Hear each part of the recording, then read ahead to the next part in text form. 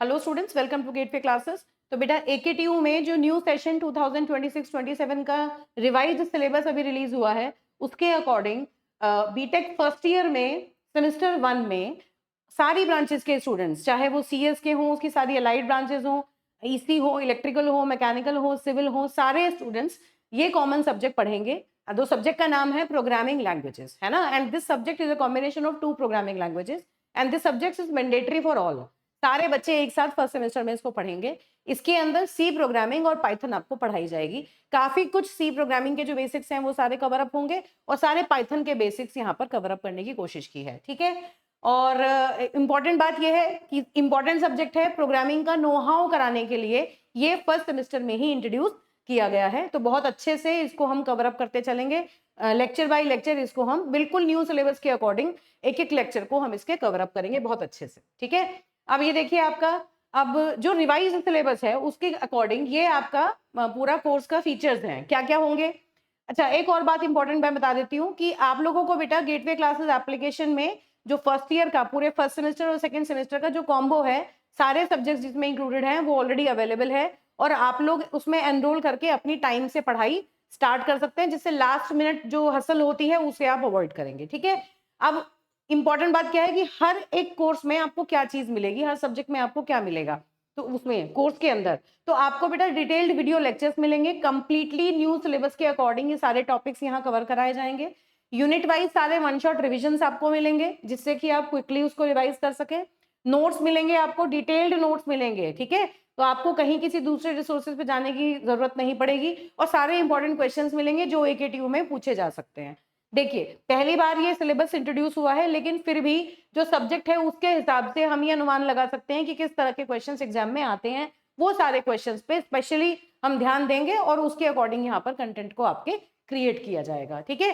तो इस तरह से ये पूरा आपका कोर्स का स्ट्रक्चर रहेगा, सारे ही सब्जेक्ट्स में इसी तरह से हम फॉलो करेंगे। और एक इंपॉर्टेंट बात है बेटा, मैं आपके जो सीनियर स्टूडेंट्स हैं, जो सेकेंड ईयर थर्ड ईयर के फाइनल ईयर के स्टूडेंट्स हैं, जो ऑलरेडी गेटवे क्लासेस से पढ़ चुके हैं, तो आप लोग बेटा ये जो वीडियोस हैं ये अपने या ये जो कोर्स है इसके बारे में अपने जूनियर्स को बता सकते हैं। जो फर्स्ट ईयर के स्टूडेंट्स हैं उनके साथ आप ये वीडियो शेयर कर सकते हैं। अगर आपको कंटेंट अच्छा लगता है तो आप अपने जूनियर्स को इसको रिकमेंड कर सकते हैं ताकि उनको हेल्प मिले नए सिलेबस के साथ, वो उनको कंटेंट पढ़ने में कोई किसी तरह की प्रॉब्लम ना हो और टाइमली उनको सारा का सारा कंटेंट अवेलेबल हो जाए, ठीक है। तो अब हम पर्टिकुलरली इस सब्जेक्ट की बात कर रहे हैं। यहां से मैं इसको आज पढ़ाना स्टार्ट कर रही हूँ और यूनिट 1 से हम इसको पढ़ना शुरू करेंगे।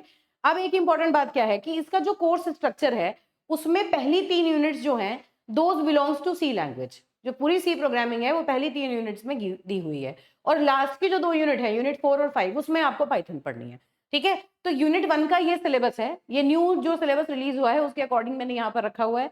5 यूनिट है सिलेबस में, हर एक यूनिट का 20% सिलेबस आएगा आपका। टोटल 100% में से एक यूनिट का 20% कवरेज प्रोवाइड करा जाएगा। तो सबसे पहला जो आपका यूनिट है उसमें पहले वाला जो सब्जेक्ट था उसमें थ्योरेटिकल चीजें भी थी, लेकिन यहाँ कंप्लीटली प्रोग्रामिंग सब्जेक्ट है। और सी प्रोग्रामिंग में सबसे पहले क्या है, सी प्रोग्रामिंग के बेसिक्स हम पढ़ेंगे। उसमें बेसिक सी प्रोग्राम का क्या स्ट्रक्चर होता है, किस तरह हम सी प्रोग्राम लिखते हैं, कैसे उसके एग्जीक्यूशन और कंपाइलेशन को किया जाता है ना, क्या क्या किस तरह से कंपाइल और एग्जीक्यूट उसे करते हैं, क्या क्या स्टेप्स उसमें हमें परफॉर्म करने पड़ते हैं। उसके बाद कितने डेटा टाइप्स होते हैं, variables, constants, operators.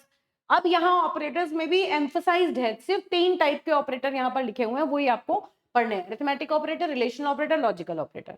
Then input output जो फंक्शंस हैं, प्रिंटफ, स्कैनफ, उनका इंट्रोडक्शन, वो कैसे यूज करते हैं। और फिर उसके बाद टाइप कन्वर्जन में सिंपल और टाइप कन्वर्जन और सिंपल एक्सप्रेशंस के ऊपर जो काम करते हैं, जो भी ऑपरेशन परफॉर्म करते हैं, these many topics are covered in unit 1।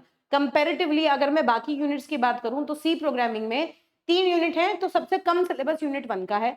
तो ये स्कोरिंग यूनिट रहेगी ऑब्वियसली, क्योंकि इसका डिफिकल्टी लेवल भी कम है और इसमें सिलेबस भी कम है। तो बहुत इंपॉर्टेंट बात क्या है कि यहाँ से पढ़ना आप स्टार्ट करेंगे, एक यूनिट आपकी पक्की हो जाएगी और सिलेबस इसका कम है और इक्वल डिस्ट्रीब्यूशन मार्क्स का रहता है, ठीक है। तो इसको हम चेक करके चलते हैं। तो बेटा इसका आज लेक्चर नंबर 1 हम लोग डिस्कस करेंगे। फिर से मैं बता देती हूँ, प्रोग्राम जो कोर्स है आपका, जो आपका सब्जेक्ट है उसका नाम है प्रोग्रामिंग लैंग्वेजेस। इसी से समझ में आता है कि हम मल्टीपल लैंग्वेजेस इसमें पढ़ेंगे। सी और पाइथन है जो इसमें हम कवर करेंगे, ठीक है। सी को बहुत डेप्थ में कवर नहीं करेंगे, पाइथन को भी बहुत ज्यादा डेप्थ में कवर नहीं करेंगे। तो दोनों ही लैंग्वेजेस का आपको नो हाउ हो जाएगा और आप ये मान लीजिए कि 70% कॉम्प्लेक्सिटी तक हम उन्हें कवर अप कर लेंगे यहाँ पर। चलिए, जिस तरह से सिलेबस है उसके अकॉर्डिंग मैं बात कर रही हूँ। अब these are the topics that I will cover in this particular lecture. तो सबसे पहले तो फीचर्स ऑफ सी देखेंगे, क्योंकि किसी भी प्रोग्रामिंग लैंग्वेज को पढ़ने के लिए आपको सबसे पहले ये समझना है कि क्या मतलब है उस प्रोग्रामिंग लैंग्वेज का, है ना, काम क्या करती है, किस तरह से करती है, क्या क्या उसके अंदर फंक्शंस हैं, क्या क्या उसके अंदर उसकी फीचर्स क्या हैं, उसकी एबिलिटीज क्या हैं, वो क्या क्या कर सकती है, वो सारी चीजें हम यहाँ पर देखेंगे। और उसके बाद एक सिंपल सा सी प्रोग्राम हम बनाएंगे जिसमें कोई बहुत ज्यादा मुश्किल फंक्शंस या मुश्किल कंस्ट्रक्ट्स का हम यूज नहीं करेंगे। एक स्ट्रक्चर देखेंगे सी प्रोग्राम का कि जब भी हम सी प्रोग्रामिंग करेंगे तो उस प्रोग्राम का क्या स्ट्रक्चर रहेगा। तो ये बेसिक थी 2-3 चीजें इंट्रोडक्टरी के लिए, पार्ट के लिए हम लोग यहाँ से शुरू कर रहे हैं। और फिर भी देखिए, मैंने एक यहाँ पर लिखा हुआ है AKTU PYQs। ये किस बेस पे लिखा हुआ है, क्योंकि इससे पहले जो सब्जेक्ट चलता था प्रोग्रामिंग फॉर प्रॉब्लम सॉल्विंग, उसमें कंप्लीट सी प्रोग्रामिंग थी। तो इस टॉपिक से रिलेटेड जो AKTU में ही प्रॉब्लम्स पूछी जा चुकी हैं पहले सी प्रोग्रामिंग के पेपर में, वो प्रॉब्लम्स यहाँ पर मैंने इंक्लूड की हैं, जिससे कि आपको ये पता चले कि इन टॉपिक से किस तरह के क्वेश्चंस फ्रेम होते हैं। ठीक है, तो अब देखिए, पहली इंपॉर्टेंट चीज क्या है कि सी एक प्रोग्रामिंग लैंग्वेज है।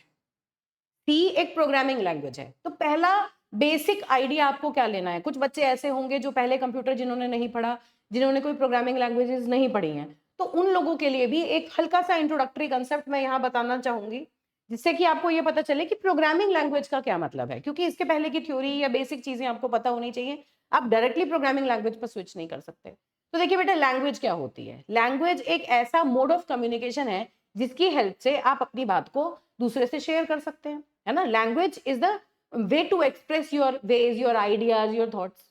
ठीक है, तो अब प्रोग्रामिंग लैंग्वेज का क्या मतलब है। अब जैसे नॉर्मल जो जो कॉन्वर्सेशन की लैंग्वेजेस होती हैं, हिंदी, इंग्लिश, फ्रेंच, ये सारी क्या है, ये जो लैंग्वेजेस हैं, इनकी हेल्प से लोग हैं अलग अलग, वो कम्युनिकेट करते हैं। प्रोग्रामिंग लैंग्वेज का मतलब क्या है, it is related to machine. Which machine? Computer. तो कंप्यूटर बेसिकली क्या है, कंप्यूटर एक डिजिटल मशीन है, या आप कह सकते हैं एक इलेक्ट्रॉनिक्स मशीन है, जिसके अंदर जो भी डेटा स्टोर होता है वो जीरो और बाइनरी की फॉर्म में होता है। तो कंप्यूटर जो भी चीज समझती है वो समझता है, वो 0-1 के फॉर्म में समझता है। ठीक है, क्या कंप्यूटर इतना इंटेलिजेंट है कि आप कंप्यूटर को कोई बिना कुछ काम बताए वो काम कर सकता है? नहीं, कंप्यूटर को इंस्ट्रक्शंस की रिक्वायरमेंट होती है। मतलब जो यूजर होगा वो कंप्यूटर को इंस्ट्रक्शन देगा और उन इंस्ट्रक्शंस को कंप्यूटर परफॉर्म करेगा, प्रोसेस करेगा और वो रिजल्ट देगा। इंपॉर्टेंट क्या है कि उन चीजों को बहुत फास्ट तरीके से वो एग्जीक्यूट करता है, बहुत फास्ट प्रोसेसिंग वो प्रोवाइड करता है। ठीक है, तो अब जो कंप्यूटर है, कंप्यूटर वो काम करे। अब बहुत ध्यान से समझनी है आपको, हम कंप्यूटर को कुछ कमांड देंगे या इंस्ट्रक्शन देंगे तो किस लैंग्वेज में देंगे। पहली इंपॉर्टेंट बात, हम अगर किसी को कमांड या इंस्ट्रक्शन देते हैं, हम किसी को कुछ काम करने के लिए कहते हैं, तो किस लैंग्वेज में कहते हैं? जो लैंग्वेज वो बंदा समझता है उसी लैंग्वेज में कहते हैं, है ना। जैसे मैं अगर किसी से बात करूं, अगर उसको इंग्लिश समझ में आती है तो मैं उससे इंग्लिश में बात करूंगी। लेकिन अब हमें जो इंस्ट्रक्शन देनी है या कमांड देनी है वो कंप्यूटर को देनी है, और कंप्यूटर सिर्फ बाइनरी लैंग्वेज समझता है। बाइनरी लैंग्वेज का मतलब anything which is written in the form of zeros and ones. इसके अलावा कंप्यूटर को कुछ भी समझ में नहीं आता। तो आप कंप्यूटर से अगर कोई काम कराना चाहते हैं तो या तो आप उसे 010101 लैंग्वेज में कुछ प्रोग्राम लिख के दें, इंस्ट्रक्शन लिख के दें, उन इंस्ट्रक्शंस को वो पढ़े और उन्हें एग्जीक्यूट करे, है ना। लेकिन अगर आप ऐसा करते हैं तो उस केस में क्या होगा, मान लीजिए एक कंप्यूटर को आपने 010101 इस फॉर्म में कुछ भी इंस्ट्रक्शंस लिख के दी, है ना, कुछ भी इंस्ट्रक्शन आपने लिख के दी, तो इसका बेनिफिट तो ये है कि जैसे ही आप इंस्ट्रक्शन देंगे कंप्यूटर इमीडिएटली समझ लेगा, उसको इसको इंटरप्रेट करने की जरूरत नहीं पड़ेगी, मतलब उसको समझने की रिक्वायरमेंट नहीं रहेगी। भाई कोई बंदा इंग्लिश बोलता है तो आप उससे इंग्लिश में कोई सेंटेंस बोलेंगे, करेक्ट इंग्लिश में अगर आप सेंटेंस बोलेंगे तो वो इमीडिएटली समझ लेगा, उसको टाइम नहीं लगेगा। हिंदी समझता है तो उसे हिंदी में बोलेंगे, वो इमीडिएटली समझ लेगा। ऐसे ही कंप्यूटर को अगर आप दे रहे हैं 01 की फॉर्म में कोई इन्फॉर्मेशन या इंस्ट्रक्शन या कमांड, तो वो इमीडिएटली समझ लेगा। लेकिन क्या ये मशीन लैंग्वेज, इसे कहते हैं मशीन लैंग्वेज। मशीन मतलब कंप्यूटर। कंप्यूटर एक ऐसी मशीन है जिसको हम 010101 की फॉर्म में अगर कमांड देंगे तो वो इमीडिएटली समझ लेगा और बहुत फास्ट एग्जीक्यूशन होगा। लेकिन इस तरह की कमांड देने में प्रॉब्लम क्या है कि ये मशीन स्पेसिफिक होगी, मशीन टू मशीन चेंज हो जाएगी। मतलब अगर मैं एक प्रोग्राम मशीन 1 के लिए बनाऊं, मान लो मैंने एक मशीन है, उस मशीन के लिए ये प्रोग्राम बनाया और इस प्रोग्राम को मुझे दूसरी मशीन पे चलाना है, तो ये प्रोग्राम नहीं चलेगा। इस मशीन पर मुझे इस प्रोग्राम को मॉडिफाई करना पड़ेगा।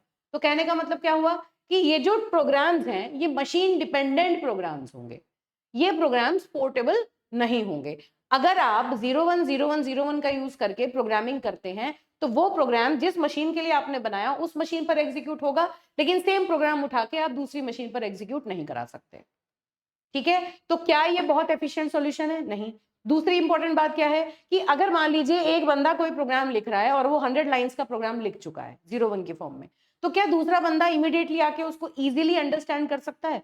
नहीं। सिर्फ 010101 के कॉम्बिनेशन से it is very difficult to understand the program, है ना। और तो कोई अंडरस्टैंड कर ले, इंटरप्रेट करे, वो देखे कि कहाँ गलती हो सकती है, कहाँ गलती नहीं हुई है, तो that was very difficult, understandability was very difficult, है ना। तो इस तरह की जो लैंग्वेजेस होती है ना, जैसे मशीन लैंग्वेज की हम बात कर रहे हैं, इस तरह की लैंग्वेजेस को हम लो लेवल लैंग्वेज कहते हैं। लो लेवल लैंग्वेज क्यों कहते हैं? लो, देखो जब भी हम कंप्यूटर की बात करते हैं तो कंप्यूटर पर सबसे अंदर होता है हार्डवेयर, सबसे नीचे के लेवल पर हार्डवेयर होता है। हार्डवेयर वो बेसिक पार्ट है जो कि एक्चुअली काम कर रहे हैं, मतलब कंप्यूटर के ऊपर अगर आप कह रहे हो कि कुछ ऑपरेशन परफॉर्म हो रहा है तो एक्चुअली वो सारा काम कौन कर रहा है? कंप्यूटर का हार्डवेयर कर रहा है। ठीक है, उस हार्डवेयर के ऊपर होता है ऑपरेटिंग सिस्टम, ये बात हम सब लोग जानते हैं। ऑल्दो ये सिलेबस में नहीं है तो मैं बहुत ज्यादा इंटो नहीं जा रही हूँ, हल्का सा बता रही हूँ आपको। ऑपरेटिंग सिस्टम वो इंटरफेस है जो कंप्यूटर का जो हार्डवेयर है उसके पास उसके साथ इंटरफेस प्रोवाइड करता है, और इसके ऊपर होते हैं सॉफ्टवेयर जो एप्लीकेशंस आप यूज करते हैं। एप्लीकेशंस या एप्लीकेशन सॉफ्टवेयर जो आप यूज करते हैं वो ऑपरेटिंग सिस्टम के ऊपर काम करते हैं, है ना। तो और इसके ऊपर कौन बैठा रहता है? यूजर। मतलब हमें अगर कंप्यूटर को ऑपरेट करना है तो हम एप्लीकेशंस की हेल्प से कंप्यूटर पे काम करते हैं, वो एप्लीकेशन ऑपरेटिंग सिस्टम की हेल्प से कंप्यूटर के हार्डवेयर के साथ बात कर सकती है। एप्लीकेशन डायरेक्टली हार्डवेयर को इंटरेक्ट नहीं करती। ठीक है, तो लो लेवल का मतलब क्या हुआ? लोएस्ट लेवल ये है हार्डवेयर जो कि एक्चुअली काम करता है। तो आपने लो लेवल लैंग्वेजेस कौन सी हैं? जो डायरेक्टली इसी के ऊपर काम करती हैं, जो डायरेक्टली हार्डवेयर को ध्यान में रख के बनाई जाती हैं। अगर हार्डवेयर चेंज होगा तो ये प्रोग्राम्स आपको चेंज करने पड़ेंगे। तो इस तरह की लैंग्वेजेस को लो लेवल लैंग्वेज कहा जाता है। दो तरह की लैंग्वेज लो लेवल लैंग्वेज में आती है आपकी, एक तो आती है आपकी बाइनरी लैंग्वेज, एक आती है आपकी या मशीन लैंग्वेज, इसको मशीन लैंग्वेज भी कहते हैं, या दूसरी आती है आपकी असेंबली लैंग्वेज। ठीक है, तो लो लेवल लैंग्वेज में दो आती हैं, बाइनरी या मशीन लैंग्वेज, और दूसरी आती है असेंबली लैंग्वेज। अगेन मैं कह रही हूँ इसके मैं नोट्स अननेसेसरीली नहीं बना रही हूँ क्योंकि ये आपके सिलेबस में नहीं है, लेकिन जब आप चीजें समझेंगे तो जब तक आपको ये पॉइंट समझ में नहीं आएंगे आपको बहुत सारे क्वेश्चन मार्क आपके दिमाग में रहेंगे। तो I am trying to clear those question marks. ठीक है, ये समझ में आ जाना चाहिए कि किस फ्लो में क्या चीज हम क्यों पढ़ रहे हैं। तो अब बेटा ये जो लैंग्वेज है ये लो लेवल लैंग्वेज है, और लो लेवल लैंग्वेज की पहली फीचर क्या होती है कि वो मशीन के ऊपर डिपेंडेंट होती है। मशीन चेंज करने पर आपको कोड को चेंज करना पड़ता है।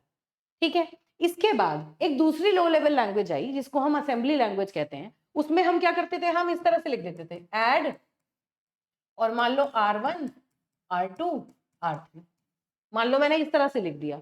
तो ये जो लैंग्वेज थी इस लैंग्वेज को हम असेंबली लैंग्वेज बोलते थे। इसमें क्या होता था कि मान लीजिए आपको एडिशन परफॉर्म करना है, तो एडिशन परफॉर्म करना है, या मान लो मुझे सब्ट्रैक्शन करना है, सब्ट्रैक्शन करना है R1 R2 R3, तो मतलब जो ऑपरेशन मुझे परफॉर्म करना है उस ऑपरेशन के लिए इंग्लिश जैसे कुछ छोटे छोटे वर्ड्स हम यूज कर लेते थे जिन्हें हम निमोनिक्स कहते थे।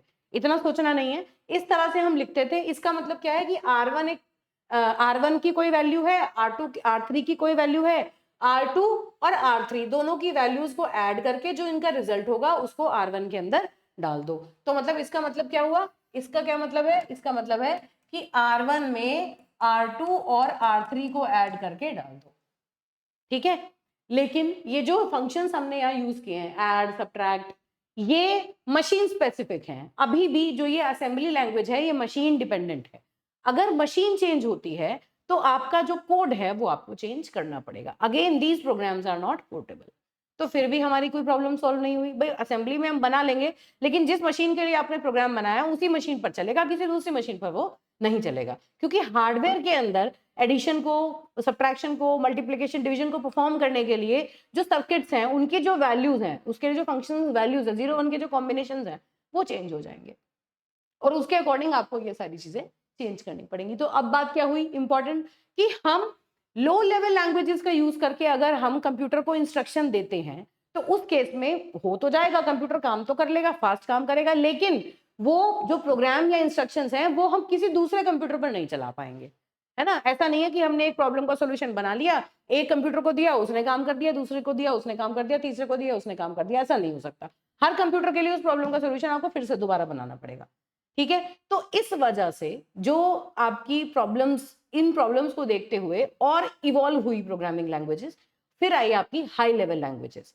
हाई लेवल लैंग्वेजेस मतलब वो लैंग्वेजेस जो कि एक्चुअली मशीन के हार्डवेयर पर डिपेंड नहीं करती, मतलब ऐसी लैंग्वेजेस जिनमें आप जो कोड करते हैं वो कोड पोर्टेबल कोड होता है, आप हार्डवेयर स्पेसिफिक इंस्ट्रक्शंस का यूज नहीं करते, आप general purpose instructions, general purpose programming constructs होते हैं उसके लिए आपको प्रॉपर प्रोग्रामिंग लैंग्वेजेस की ट्रेनिंग की रिक्वायरमेंट होती है।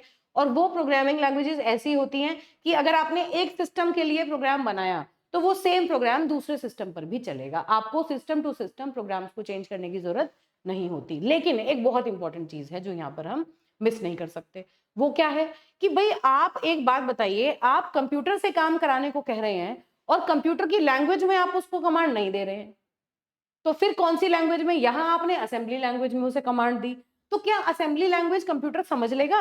नहीं समझेगा। तो इसके बीच में कोई ना कोई सॉफ्टवेयर ऐसा होना चाहिए, सॉफ्टवेयर मतलब software is a collection of programs. Software देखिए, कंप्यूटर में हार्डवेयर सॉफ्टवेयर दो बेसिक चीजें होती हैं। हार्डवेयर वो है जो आप देख सकते हैं, कीबोर्ड, माउस, मॉनिटर, ये जो सर्किट्स है ना, जो फिजिकली प्रेजेंट सर्किट्स हैं, वायर्स हैं, वो सब हार्डवेयर है कंप्यूटर का। सॉफ्टवेयर क्या है? सॉफ्टवेयर मतलब कंप्यूटर के अंदर कुछ प्रोग्राम्स ऑलरेडी बने हुए हैं, कुछ कॉम्बिनेशन ऑफ प्रोग्राम्स बने हुए हैं, जिन्हें जब हम एग्जीक्यूट करते हैं तो हमारा जो कंप्यूटर है वो एक स्पेसिफिक काम परफॉर्म करता है। ठीक है। तो अब यहाँ पर अगर असेंबली लैंग्वेज में हमने कोई इंस्ट्रक्शन कंप्यूटर को दी है, तो यहाँ पर हमें किसी ना किसी ऐसी चीज की जरूरत है, कोई ट्रांसलेटर हमें चाहिए जो असेंबली लैंग्वेज में लिखे हुए प्रोग्राम को कंप्यूटर को समझा सके, है ना। तो वो ट्रांसलेटर होता है असेंबलर। असेंबलर एक ऐसा सॉफ्टवेयर है, बहुत ध्यान से समझना है, असेंबलर एक ऐसा सॉफ्टवेयर है जो मशीन लैंग्वेज में लिखे, जो असेंबली लैंग्वेज में लिखे हुए प्रोग्राम को मशीन लैंग्वेज में चेंज करता है। मशीन लैंग्वेज कौन सी है? जो बाइनरी बाइनरी 0 1 की जो लैंग्वेज है वो आपकी मशीन लैंग्वेज है। ठीक है। ऐसे ही जो हाई लेवल लैंग्वेजेस हैं, जैसे हम सी और पाइथन की बात कर रहे हैं, तो इन लैंग्वेजेस में भी अगर हम कोई कोड लिखेंगे तो मशीन उसको डायरेक्टली नहीं समझ पाएगी, उसके लिए भी हमें ट्रांसलेटर्स की जरूरत होती है। तो सी एक कंपाइल्ड लैंग्वेज है, उसके लिए हमें कंपाइलर की जरूरत होती है। कंपाइलर एक ऐसा ट्रांसलेटर होता है जो सी लैंग्वेज में लिखे हुए प्रोग्राम को मशीन लैंग्वेज में या असेंबली में चेंज कर देता है। ठीक है। ऐसे ही पाइथन के केस में एक इंटरप्रेटर हमारे पास होता है जो कि उसकी लैंग्वेज को असेंबली या मशीन लैंग्वेज में चेंज, मशीन को समझाने के लिए एक ट्रांसलेटर बीच में लगा होता है। ठीक है। इसीलिए एग्जीक्यूशन कंपैरेटिवली उसका स्लोअर होता है as compare to machine language, क्योंकि कोई भी काम अगर आप एग्जीक्यूट करना चाहते हैं तो पहले आपको ट्रांसलेट करवाना पड़ेगा उसके कंपाइलर या इंटरप्रेटर के थ्रू, है ना। वो ट्रांसलेट करेगा पहले उसको मशीन की लैंग्वेज में, फिर मशीन उसे एग्जीक्यूट करेगी। तो आई होप इतनी पिक्चर हल्की सी क्लियर हुई कि प्रोग्रामिंग लैंग्वेज क्या है। प्रोग्रामिंग लैंग्वेज एक मेथड है जिसकी हेल्प से हम कंप्यूटर को कमांड या इंस्ट्रक्शन देते हैं। ठीक है। उस कमांड या इंस्ट्रक्शन को देने के लिए किन रूल्स का हम फॉलो करेंगे, क्या क्या चीजें हमारे पास हैं जिन्हें यूज करके हम वो कमांड्स लिखेंगे, वो सारी चीजें एक प्रोग्रामिंग लैंग्वेज के अंदर आती हैं। तो हम यहाँ हाई लेवल प्रोग्रामिंग लैंग्वेज को लर्न करने की कोशिश करेंगे, जिसकी हेल्प से कंप्यूटर को से अगर हमें कोई काम कराना है तो उसके लिए हम छोटे छोटे प्रोग्राम्स बना के कंप्यूटर को इंस्ट्रक्शंस देंगे। ठीक है। अब उन दो कौन कौन सी हाई लेवल लैंग्वेजेस हम यहाँ पढ़ेंगे? सी और पाइथन। इन दो हाई लेवल लैंग्वेजेस का इंट्रोडक्शन हम यहाँ देखेंगे। तो सी लैंग्वेज की बात सबसे पहले करते हैं, क्योंकि पहले 3 यूनिट में हम सी पढ़ेंगे। ठीक है। तो अब देखिए, सबसे पहले सी लैंग्वेज की बात करते हैं कि इसके क्या फीचर्स हैं। फीचर्स का मतलब कोई भी प्रोग्रामिंग लैंग्वेज आप पढ़ रहे हो तो आपको ये पता होना चाहिए कि वो क्या क्या चीजें प्रोवाइड करती है, उसकी क्या स्पेशलिटीज हैं, है ना, क्या क्या प्रॉपर्टीज हैं उसके अंदर। तो देखिए, एक इंपॉर्टेंट बात आपको क्या समझनी है बेटा, कि सी जो है बहुत बहुत रिच, बहुत इंपॉर्टेंट प्रोग्रामिंग लैंग्वेज है। आज भी जो ऑपरेटिंग सिस्टम डिजाइन होते हैं, ऑपरेटिंग सिस्टम के कर्नल्स बनते हैं, कंपाइलर्स डिजाइन होते हैं। कंपाइलर क्या है? कंपाइलर एक ऐसा सॉफ्टवेयर है जो हाई लेवल लैंग्वेजेस को लो लेवल लैंग्वेजेस में या 0 1 में चेंज करता है ना। तो आज भी जो कंपाइलर डिजाइन होते हैं ना, उनके जो पीछे की कोडिंग होती है वो सारी सी प्रोग्रामिंग में होती है। तो it is a very comprehensive detailed language which has a rich set of libraries, जिसमें बहुत सारी इंपॉर्टेंट फंक्शंस होते हैं जिन्हें यूज करके हम प्रोग्रामिंग करते हैं। तो एक बार हल्का हल्का लेंगे, क्योंकि एकदम से ये चीजें नहीं समझ में आएंगी। जैसे जैसे एज एंड व्हेन आप पढ़ेंगे आपको ये चीजें ऑटोमेटिकली समझ आने लगेंगी। अब देखिए, तो सी जो है उसको इनिशियली डेनिस रिची थे, उन्होंने AT&T बेल लेबोरेटरीज में 1972 में बनाया था, है ना। और कैसे बनाया था? As a system programming language. System programming language मतलब ऑपरेटिंग सिस्टम्स, हमें पता है कि हम अगर अपने कंप्यूटर पे काम कर रहे हैं तो बिना ऑपरेटिंग सिस्टम के हम अपने सिस्टम से ऑपरेट नहीं कर सकते। क्यों? क्योंकि एप्लीकेशन प्रोग्राम डायरेक्टली हार्डवेयर से बात नहीं करते, उन्हें ऑपरेटिंग सिस्टम की रिक्वायरमेंट होती है। ऑपरेटिंग सिस्टम एक इंटरफेस की तरह काम करता है। आप लोग अपने मोबाइल्स यूज करते हैं, तो हर एक मोबाइल में एक ऑपरेटिंग सिस्टम होता है, जैसे एंड्रॉइड ऑपरेटिंग सिस्टम, है ना, आईओएस। आप कंप्यूटर पे बात कर काम करते हैं तो विंडोज, लिनक्स, ये सारे ऑपरेटिंग सिस्टम्स होते हैं जिनके ऊपर हम काम करते हैं। तो ऑपरेटिंग सिस्टम वो फैसिलिटी प्रोवाइड करता है जिसकी हेल्प से यूजर मशीन के साथ इंटरेक्ट कर सके। ठीक है, तो ऑपरेटिंग सिस्टम की ही प्रोग्रामिंग अपने आप में सी में होती है। तो एज अ इनिशियली जो सी प्रोग्रामिंग लैंग्वेज थी, ये सिस्टम प्रोग्रामिंग लैंग्वेज की तरह ही बनाई गई थी। ठीक है, ये this is the most important thing and it is still being used to program the systems और to design compilers nowadays also. चलिए, अब इसके क्या क्या फीचर्स हैं, क्या क्या प्रॉपर्टीज हैं। सबसे पहली चीज क्या है, प्रोसीजरल लैंग्वेज है। जो यहाँ लिखा है उसको छोड़ दीजिए, आप पहले मेरी बात को समझिए। प्रोसीजरल का मतलब क्या है? ऐसी लैंग्वेज जो किसी प्रोसीजर को फॉलो करेगी, वो प्रोसीजर लैंग्वेज है। प्रोसीजर का मतलब क्या होता है? स्टेप बाय स्टेप एक सीक्वेंस बना रखा है कि भाई ये तरीका है। अगर किसी भी काम को करने का, आप स्टेप बाय स्टेप एक मेथड निकाल लो कि आपको सब कुछ एक एक करके बताना है क्या करना है। तो देखिए, प्रोसीजरल लैंग्वेजेस क्यों है सी? अगर आप सी प्रोग्रामिंग लैंग्वेज का यूज करके कंप्यूटर को कोई काम करने के लिए दे रहे हैं, तो आपको प्रोग्रामिंग लैंग्वेज का यूज करके एक एक चीज के लिए कोड लिखना पड़ेगा। हर चीज के लिए कोड लिखना पड़ेगा। आप किसी भी चीज को मशीन के ऊपर नहीं छोड़ेंगे। Each and every step you have to write in the program. That means in the program you have to specify complete procedure to be executed by the computer. कोई चीज आप कंप्यूटर के ऊपर नहीं छोड़ रहे। Step by step you have to give the solution of that problem in a form of a programming language, in a form of a program. Collection of instructions you have to write step by step accordingly, जैसे आप चाहते हैं कि computer पहले ये step करे, फिर ये स्टेप करे, फिर ये स्टेप करे। The whole procedure that has to be followed has to be given by the programmer. Such kind of languages are called as procedural language. That is why C is a procedural language. कोई भी चीज machine के ऊपर नहीं छोड़ी जाएगी। जो आपको करना है, आप सब कुछ सीख के इन प्रोग्राम के फॉर्म में स्टेप बाय स्टेप उसको लिख के देंगे। तो देखिए, stepwise predefined instructions are carried out. पहले से आपने जो इंस्ट्रक्शन लिखी है वो ही चलेंगी, जो नहीं लिखी वो नहीं चलेंगी। ठीक। दूसरा, फास्ट एंड एफिशिएंट। देखिए, सी प्रोग्रामिंग के बाद और भी बहुत सारी लैंग्वेजेस आ गई, पाइथन आ गई, जावा आ गई, लेकिन फिर भी इनके कंपैरिजन में, क्योंकि उसमें बहुत सारे रिच लाइब्रेरीज भी हैं। देखिए, newer languages like Java, Python offer more features than C. बहुत सारे फीचर्स हैं उसमें, लेकिन अब क्या फीचर्स हैं ये, क्योंकि आप अभी शुरू कर रहे हैं तो बहुत ज्यादा अभी मैं नहीं बता के चल रही हूँ, बस ये बता रही हूँ कि बहुत एडिशनल फीचर्स भी हैं पाइथन जावा में। जब हम पाइथन पढ़ेंगे वहां बात करूंगी, तब तक आपका थोड़ा सा बेसिक प्रोग्रामिंग लैंग्वेज का बन चुका होगा। लेकिन कुछ एडिशनल प्रोसेसिंग भी वहां पर आपको करनी पड़ती है, जिसकी वजह से सी जो है कंपैरेटिवली उसकी परफॉर्मेंस समहाउ इन लैंग्वेजेस से फास्ट रहती है। ठीक है। फिर तीसरा है मॉड्यूलैरिटी। मॉड्यूलैरिटी का क्या मतलब है? मॉड्यूल का मतलब क्या होता है? किसी भी बड़े प्रॉब्लम को अगर आप छोटे छोटे सब प्रॉब्लम्स में डिवाइड कर दो, तो उसको कहते हैं मॉड्यूलेशन। मॉड्यूल करना, मॉड्यूलैरिटी बना देना, है ना, किसी भी चीज को मॉड्यूल्स में डिवाइड करना। मान लीजिए मेरे पास एक बहुत बड़ा असाइनमेंट है, मुझे मुझे 50 क्वेश्चन को सॉल्व करने हैं, तो मैंने उसे 10 क्वेश्चन के मॉड्यूल बना दिए, है ना, और 10 क्वेश्चन को मैंने एक साथ सॉल्व कर लिया, फिर एक साथ उन्हें बाद में कंबाइन करके कंप्लीट सॉल्यूशन बना लिया। तो इसका मतलब क्या हुआ कि सी के अंदर हम एक बड़ी प्रॉब्लम को छोटी छोटी सब प्रॉब्लम्स में डिवाइड कर सकते हैं, और उन सब प्रॉब्लम्स के उनको पर्टिकुलर मॉड्यूल्स कहते हैं। उन मॉड्यूल्स की फॉर्म में हम सारा का सारा सॉल्यूशन जो है वो प्रोवाइड कर सकते हैं। That is why C is also called a modular language and और it has the feature of modularity. ठीक है। तो देखिए, it is the practice of breaking down a large program into smaller self contained मतलब छोटा problem है, लेकिन मतलब अभी समझ में आएगा सेल्फ कंटेन्ड का मतलब क्या है।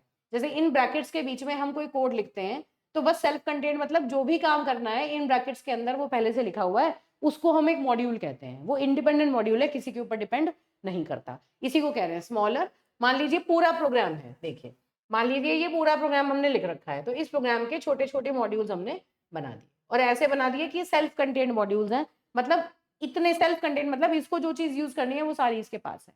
ठीक है। तो and manageable units called modules. Each module is design to perform a specific task. हर एक मॉड्यूल एक पर्टिकुलर काम को करेगा। जैसे मान लीजिए एक प्रोग्राम में आपको 3 काम करने हैं, है ना, कि आपको पहले सिंपल इंटरेस्ट निकालना है, फिर सर्कल का एरिया निकालना है, फिर ट्रायंगल का एरिया निकालना है, एक ही प्रोग्राम के अंदर। तो आप क्या कर सकते हैं, उस बड़ी प्रॉब्लम को, ये मैं छोटा सा एग्जांपल देके बता रही हूँ आपको। हालाँकि ये जो अप्रोच है मॉड्युलैरिटी, इसमें बड़े-बड़े प्रोजेक्ट्स हैं जिनके मॉड्यूल्स बनते हैं, लेकिन समझने के लिए सिम्प्लीफाइड तरीके से समझो। मान लो मुझे एक ही प्रोग्राम बनाना है, उस प्रोग्राम के अंदर मुझे ट्रायंगल का, स्क्वायर का और रेक्टेंगल तीनों के एरिया कैलकुलेट करना है। तो मैं क्या करूँ, अलग-अलग मॉड्यूल्स बना दूँगी मैं। एक एक सिर्फ एरिया कैलकुलेट करेगा ट्रायंगल का, एक स्क्वायर का, एक रेक्टेंगल का।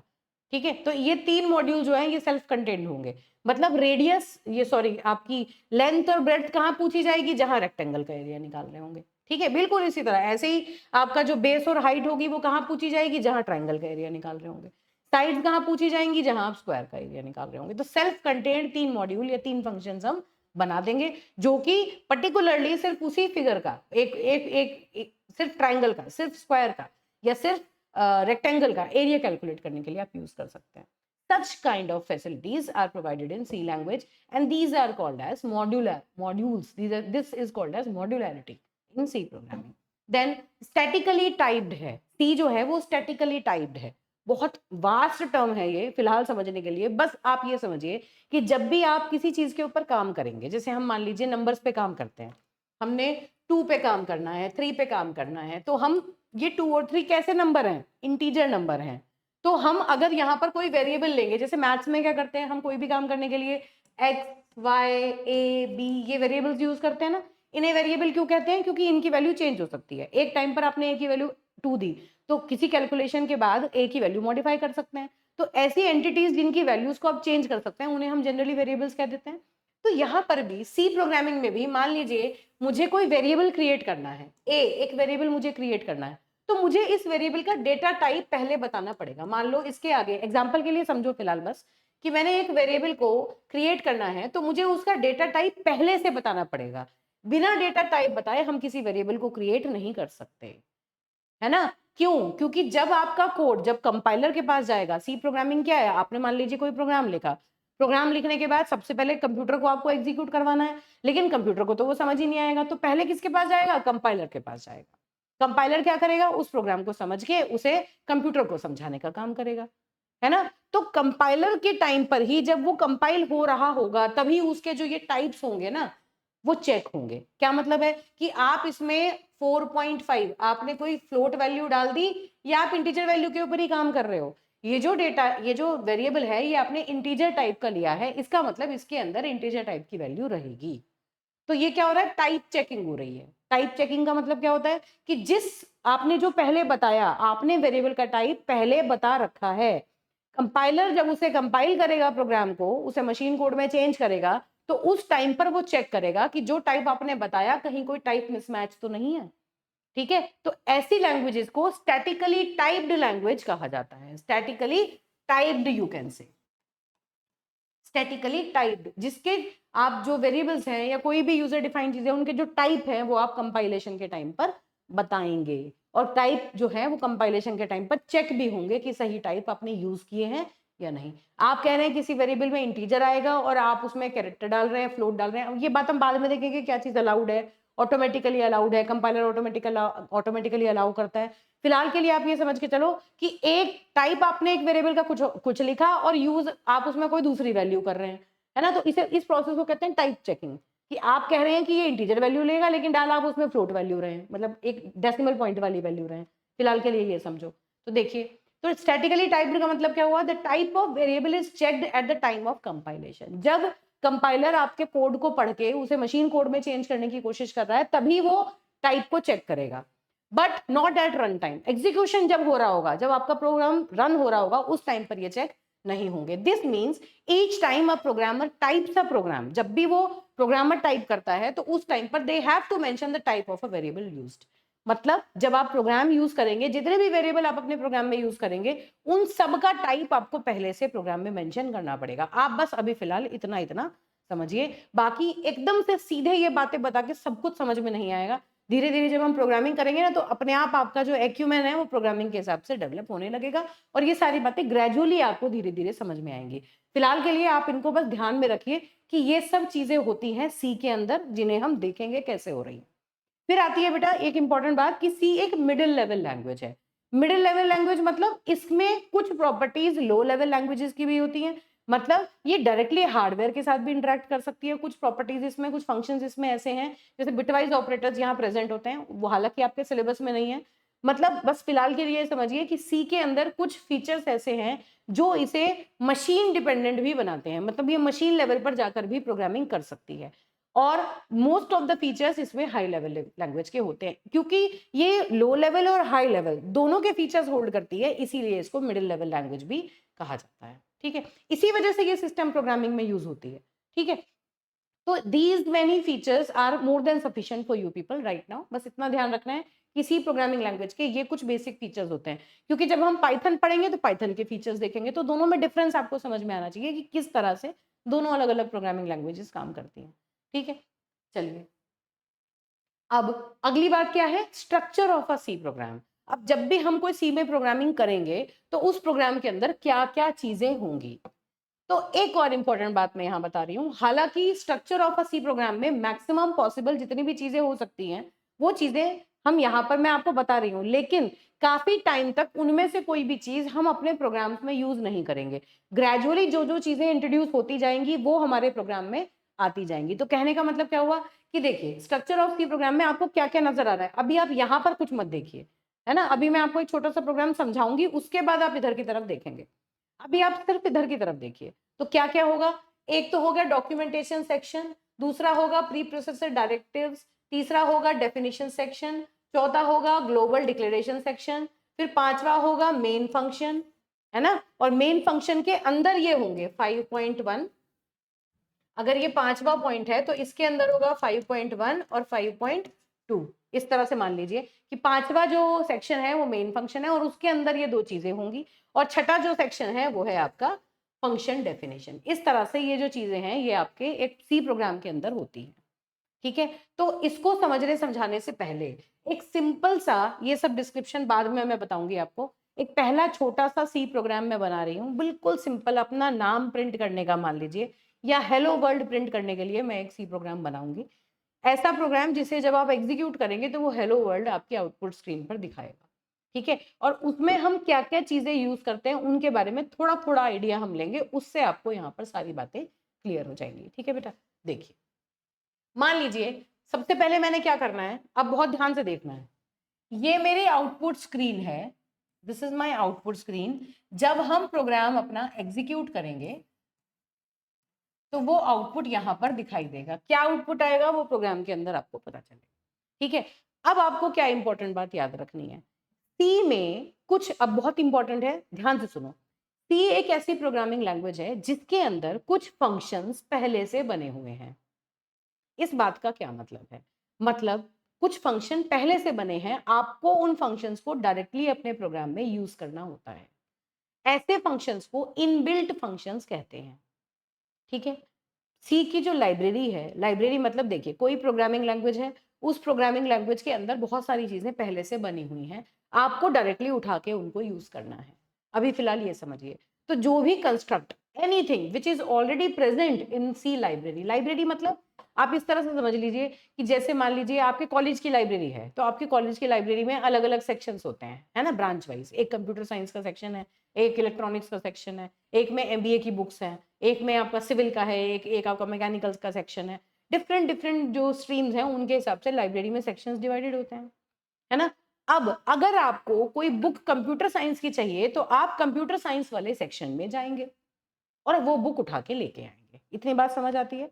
इसी तरह से सी में भी जो ऑलरेडी सी की का पूरा कंस्ट्रक्ट, जो सी की लाइब्रेरी है, लाइब्रेरी का मतलब है कि सी के अंदर पहले से ही बहुत सारे फंक्शंस अवेलेबल हैं, तो उन लाइब्रेरीज के अंदर डिफरेंट डिफरेंट सेक्शंस हैं जिसमें रिलेटेड फंक्शंस रखे हुए हैं। इस तरह समझिए, जैसे अगर मैं कहूं कि एक लाइब्रेरी है stdio.h,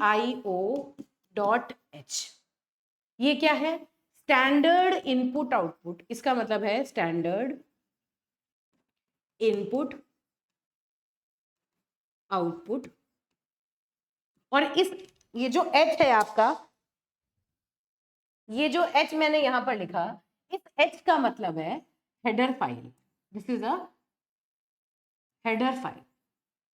तो इस बात का क्या मतलब है, ये देखिए तो जैसे मैंने आपको कहा कि जैसे लाइब्रेरी में अलग अलग सेक्शंस होते हैं, ऐसे ही कोई एक सेक्शन ये है, सी की जो लाइब्रेरी है उसमें बहुत सारे ऐसी वाली हेडर फाइल्स पड़ी रहती हैं। तो जैसे हमारे कॉलेज की लाइब्रेरी में मान लीजिए कंप्यूटर साइंस का सेक्शन है, तो ऐसे ही सी की लाइब्रेरी में एक ये सेक्शन है जिसका नाम है स्टैंडर्ड इनपुट आउटपुट, है ना, और ये है header file, standard input output header file.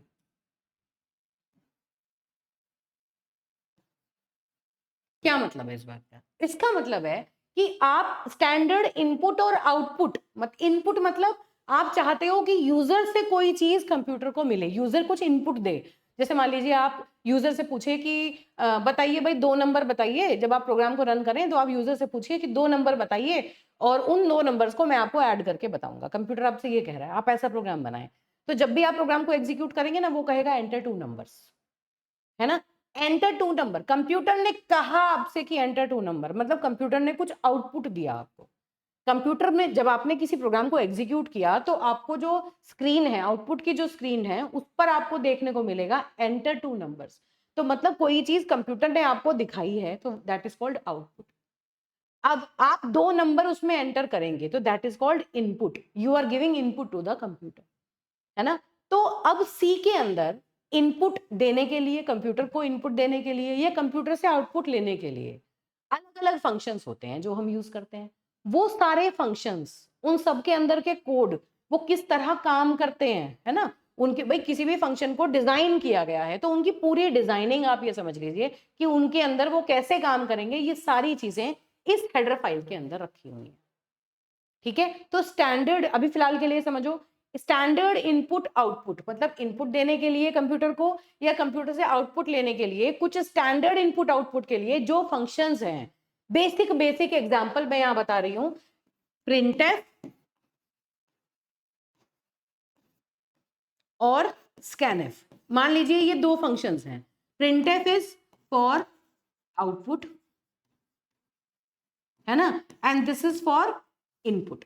मान लीजिए इस तरह से, बस आप छोटे छोटे एग्जांपल अभी समझ के चलिए कि अगर हम कंप्यूटर से इनपुट लेना, कोई इनपुट देंगे तो स्कैनफ का यूज करके देंगे, अगर आउटपुट देंगे तो प्रिंटफ का यूज करके देंगे। तो ये जो 2 फंक्शन हैं ये कहाँ अवेलेबल है? ये इस पर्टिकुलर हेडर फाइल के अंदर बने हुए हैं। ये फंक्शन कैसे काम करेंगे हमें इस बात की टेंशन लेने की जरूरत नहीं है। क्यों? क्योंकि ये इनबिल्ट फंक्शन है, पहले से बने हुए हैं, हमें इनमें कुछ नहीं करना, हमें बस डायरेक्टली उठा के यूज करने हैं। हमें सीखना क्या है कि हम इन्हें कैसे यूज करेंगे, है ना, क्या लॉजिक क्या यूज करेंगे, सिंटेक्स क्या यूज करेंगे, रूल्स क्या यूज करेंगे, किस तरह से हम इन फंक्शंस को लिखेंगे कि ये जो हम चाहें वो ये प्रिंट कर दें, जो हम चाहें वो आउटपुट प्रोड्यूस करें, या इनपुट फंक्शन में कि जिस फॉर्म में हम चाहें उस फॉर्म में हम इनपुट दे सके। तो हमें सिर्फ ये सीखना है कि हम इन फंक्शन को यूज कैसे करेंगे, ये फंक्शन काम कैसे करेंगे, ये पहले से सी की लाइब्रेरी में लिखा हुआ है। कौन सी लाइब्रेरी में? stdiu.h के अंदर। I hope this is clear. इस तरह की बहुत सारी हेडर फाइल सी की लाइब्रेरी के ऑलरेडी अंदर होती हैं। जैसे एक और हेडर फाइल है math.h। ये क्या है? इसके अंदर मैथमेटिकल फंक्शंस हैं, जैसे SQRT, स्क्वायर रूट कैलकुलेट करता है। SQRT ये स्क्वायर रूट कैलकुलेट करने के लिए है। पाव फंक्शन है, ये पावर कैलकुलेट करने के लिए है। तो कहने का मतलब क्या हुआ कि अलग अलग टाइप की लाइब्रेरीज हैं, अलग अलग टाइप की लाइब्रेरीज डिफरेंट डिफरेंट टाइप के फंक्शंस को होल्ड करती हैं। जिस टाइप की लाइब्रेरी है उसी टाइप के फंक्शन को होल्ड करती है। ऐसे ही एक लाइब्रेरी है आपकी string.h, ये भी एक हेडर फाइल है। इसके अंदर सारी स्ट्रिंग के ऊपर जो काम करते हैं वो यूज करती हैं, जैसे strlen, str,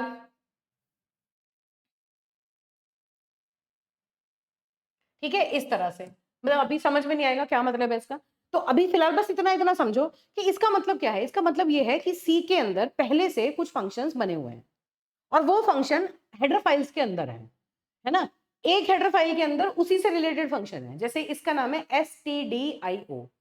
std मतलब स्टैंडर्ड, io मतलब इनपुट आउटपुट। तो स्टैंडर्ड इनपुट आउटपुट से रिलेटेड बहुत सारे फंक्शंस हैं जो इस हेडर फाइल के अंदर हैं। कैसे काम करेंगे वो इस हेडर फाइल के अंदर लिखा हुआ है, उनकी पूरी फंक्शनलिटी इसमें ऑलरेडी बनी हुई है। आपको डायरेक्टली उठा के उन्हें यूज करना है, जैसे printf scanf।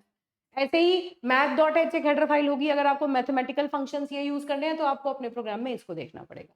अगर आपको स्ट्रिंग से रिलेटेड फंक्शन यूज करने हैं तो आपको ये वाला यूज करना पड़ेगा। तो कहने का मतलब क्या हुआ कि पहले से कुछ फंक्शंस बने हुए हैं। अब बहुत ध्यान से ये बात सुननी समझनी है। हम क्या करेंगे, हम अपने प्रोग्राम में इन फंक्शंस को डायरेक्टली यूज करेंगे। हम अपने प्रोग्राम में इन फंक्शंस को डायरेक्टली यूज करेंगे, हम इनकी फंक्शनैलिटी नहीं बताएंगे ये कैसे काम कर रहे हैं। हम तो बस ये इन्हें कहेंगे कि लो प्रिंटफ इधर आओ, ये स्ट्रिंग लो, इसको प्रिंट करके दे दो, है ना, ये वैल्यू को प्रिंट कर दो। तो हम तो इन्हें अपने कमांड देने के लिए यूज करेंगे। लेकिन अपने प्रोग्राम में इन फंक्शंस को यूज कर पाने के लिए जिन लाइब्रेरीज या जिन हेडर फाइल्स के अंदर ये फंक्शंस होते हैं, वो हेडर फाइल हमें अपने प्रोग्राम में इंक्लूड करनी पड़ती हैं। अगर हम वो हेडर फाइल अपने प्रोग्राम में इंक्लूड ना करें तो ये printf scanf कंपाइलर पहचान नहीं पाएगा। जब आपका प्रोग्राम कंपाइलर के पास जाएगा तो कंपाइलर समझ ही नहीं पाएगा कि ये printf scanf क्या है ना। तो इसके लिए जिस हेडर फाइल के अंदर ये फंक्शंस हैं, वो हेडर फाइल हमें अपने प्रोग्राम में इंक्लूड करनी पड़ती है। बस अभी फिलहाल इतना इतना समझो, ठीक है। तो पहला सी प्रोग्राम क्या कहता है कि आप सबसे पहले क्या करो, इतनी बात समझ आ गई। अब देखो, तो ये है आपकी हेडर फाइल, इसको थोड़ा सा मैं इधर की तरफ को लिख देती हूँ। This is header file extension. भाई कोई भी फाइल है, अगर हम उसे सेव करते हैं तो एक एक्सटेंशन देते हैं ना। मान लीजिए कोई वर्ड की फाइल है तो डॉट डॉक देते हैं, ऐसे ही क्योंकि ये एक एक्सटेंशन फाइल है तो इसका जो एक्सटेंशन है वो डॉट एच है, ठीक है। अब हम जो पहला सी प्रोग्राम बना रहे हैं उसके लिए पहली लाइन मैंने लिखी, सपोज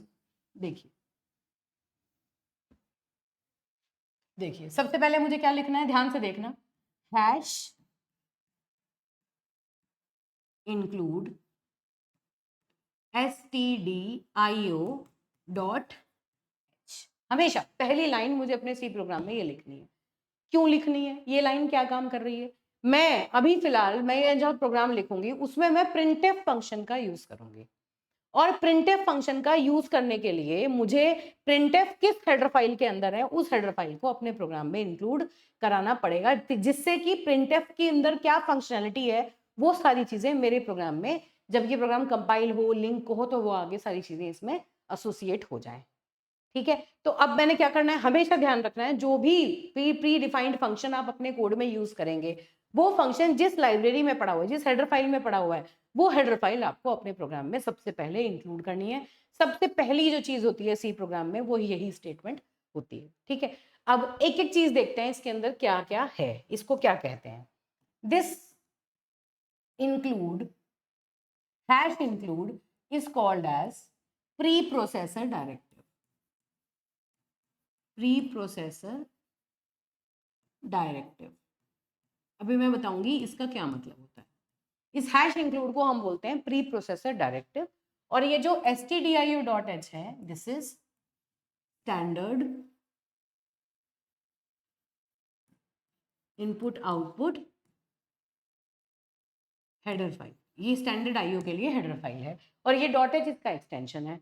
और ये जो लगा रखे हैं हमने लेस देन ग्रेटर देन का जो मैथ्स में साइन होता है ना, उसके करस्पॉन्डिंग कीज कीबोर्ड पे जो सिंबल्स होते हैं वो वाले सिंबल हैं, ये less than greater than. Exactly इसी तरह से आपको लिखना है, हैश फिर लिखना है इंक्लूड, फिर ये लेस देन का साइन, फिर stdio.h और फिर ये ग्रेटर देन का साइन। इस तरह से हम ये साइन लगाएंगे। This is called inclusion of header files. This is called inclusion of header files. अभी हम सिंपल देख रहे हैं क्या मतलब है इसका, ठीक है। ये हो गया। उसके बाद हम क्या करते हैं, अब इसके बाद यहाँ पर भी बहुत सारी चीजें हम इंक्लूड कर सकते हैं, डिफरेंट फंक्शनैलिटीज। अगर हम जैसे जैसे आगे पढ़ेंगे, हैश इंक्लूड stdio.h मतलब हेडर फाइल इंक्लूड करने के बाद और भी बहुत सारी चीजें हैं जो यहाँ पर हम पॉसिबली लिख सकते हैं अगर हम उन्हें अपने प्रोग्राम में यूज करना चाहते हैं। तो यहाँ पर मैं फिलहाल वो चीज लिख रही हूँ जो मैंडेटरी है और प्रोग्राम में आनी ही आनी है। अगली चीज हम अपने प्रोग्राम में क्या लिखेंगे, हम लिखेंगे मेन। मेन क्या है, मेन एक फंक्शन है। अब बहुत ध्यान से समझना, लिखेंगे इंट मेन। और मान लीजिए मैंने यहां लिखा दिस इज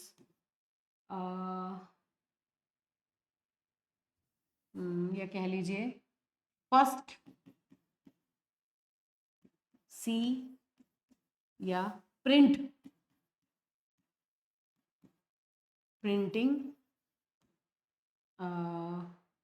माय नेम या प्रिंटिंग, ठीक है, खाली प्रिंटिंग हमने कुछ लिख दिया, इस तरह से लिखा। मैं बताना चाह रही हूँ कि क्या क्या चीजें हम इसमें लिख सकते हैं। और फिर उसके बाद मैंने लिखा printf फिर यहाँ डबल कोट्स में लिखा मैंने हेलो वर्ल्ड, ठीक है, और फिर लिखा रिटर्न 0 और ये मैंने इसको कर दिया क्लोज। ये भी सबसे छोटा मैंने प्रोग्राम एक बनाया, ठीक है, बहुत ध्यान से देखना क्या मतलब है। अब इसके अंदर ये मेन क्या है, जब भी आप कोई सी प्रोग्राम लिखेंगे तो आप उसके अंदर एक मेन फंक्शन जरूर लिखेंगे। हर सी प्रोग्राम में मैंडेटरी कम से कम एक फंक्शन हर सी प्रोग्राम में होगा जिसका नाम होगा मेन। इसका नाम आप चेंज नहीं कर सकते, ठीक है। और एक और बेटा बहुत इंपॉर्टेंट बात है कि सी जो है, मैं फीचर्स में लिख देती हूँ, सी एक केस सेंसिटिव लैंग्वेज है। C is a case sensitive language.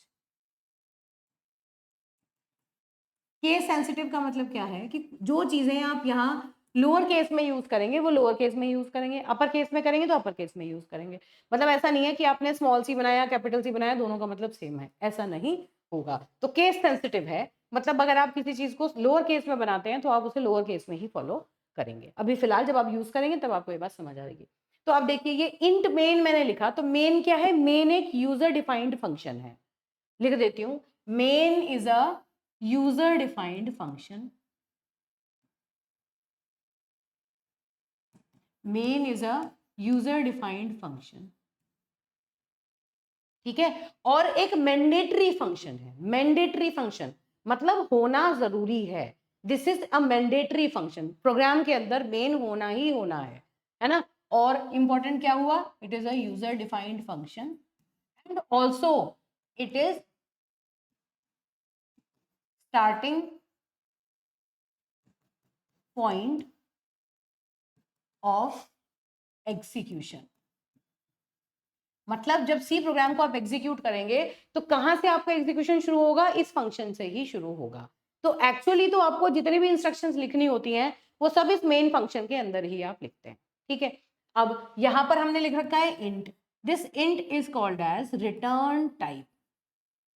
Return type धीरे धीरे समझ में आएगा क्या मतलब है। रिटर्न टाइप का मतलब क्या हुआ कि ये मेन फंक्शन जो है, फंक्शन क्या करता है, फंक्शन अभी देखो सिंपल सिंपल समझो, फंक्शन या module is a self contained block of statements.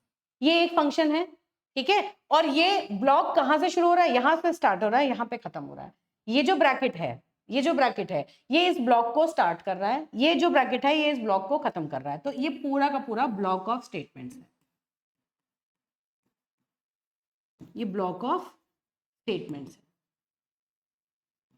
है ना, ठीक है। अब block of statements inside main function, main function के अंदर ये पूरा ब्लॉक ऑफ स्टेटमेंट है। मतलब ये इसे और कह सकते हैं बॉडी ऑफ मेन फंक्शन, ऐसे भी कह सकते हैं कि ये मेन फंक्शन की बॉडी है कि मेन फंक्शन क्या काम करता है, ये इन ब्रैकेट्स के बीच में लगा हुआ है।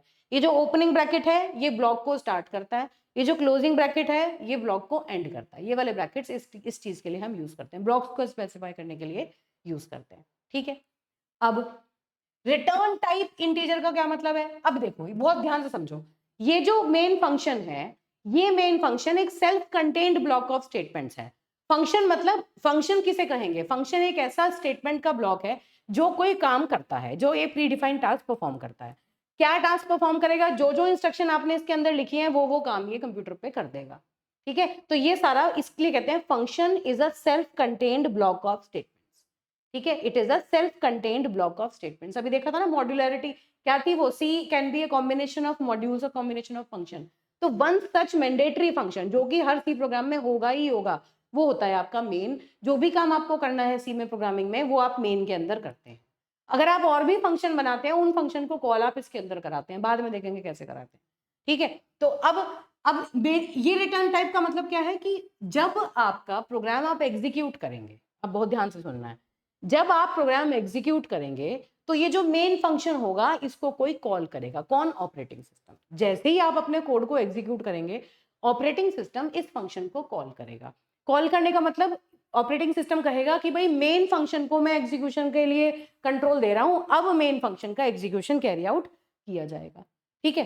तो मेन फंक्शन अपना काम करके क्या करेगा, जिसने इसे कॉल किया था उसे ये रिटर्न करेगा।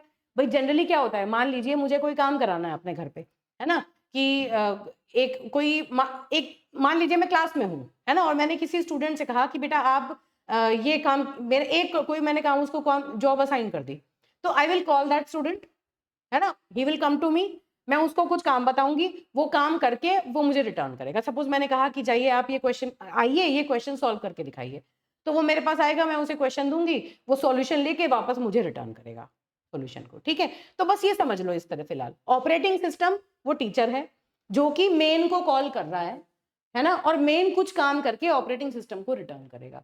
तो ये रिटर्न टाइप क्या बताता है कि जब मेन फंक्शन का काम कंप्लीट हो जाएगा तो किस तरह की वैल्यू ये रिटर्न करेगा अपने कॉलर को, जिसने इसे कॉल किया उसे ये किस तरह की वैल्यू रिटर्न करेगा।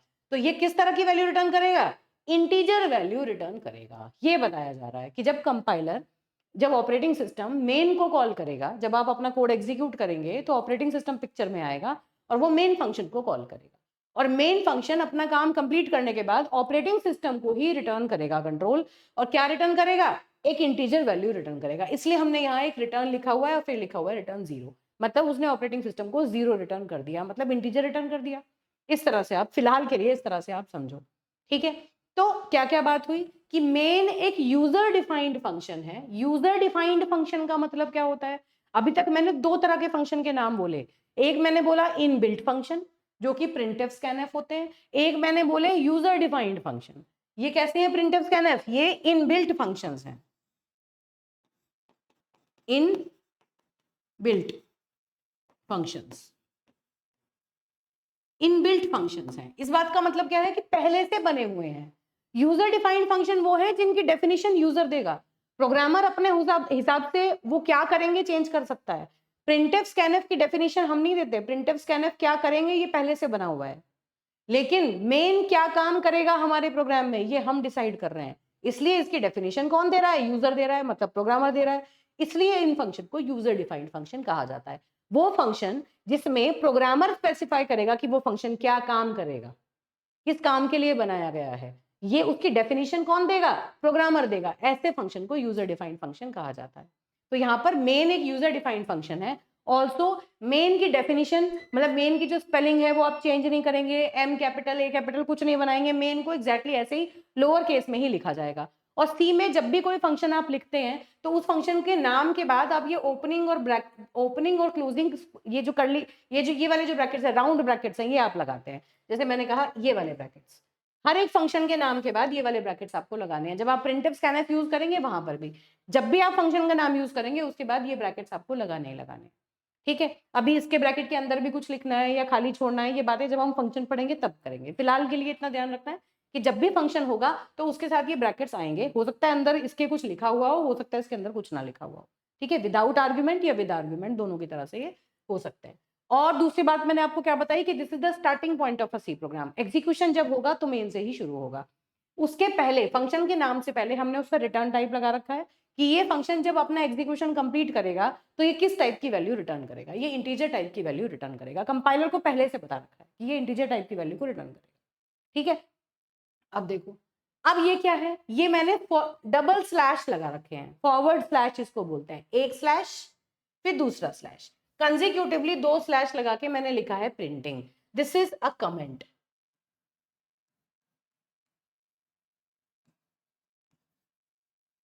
कमेंट का मतलब क्या है, कमेंट ऐसे स्टेटमेंट्स होते हैं जो सिर्फ डॉक्यूमेंटेशन के लिए होते हैं। मतलब आप इस प्रोग्राम को देख रहे हैं, पढ़ रहे हैं अपनी कॉपी में से, तो आपको पता है कि अब ये जो प्रोग्राम है ये प्रिंटिंग कर रहा है, यहाँ पर ये प्रिंटिंग कर रहा है।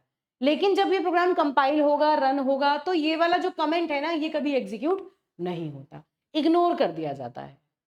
ध्यान रखनी है ये बात, कमेंट्स आर ऑलवेज इग्नोर्ड।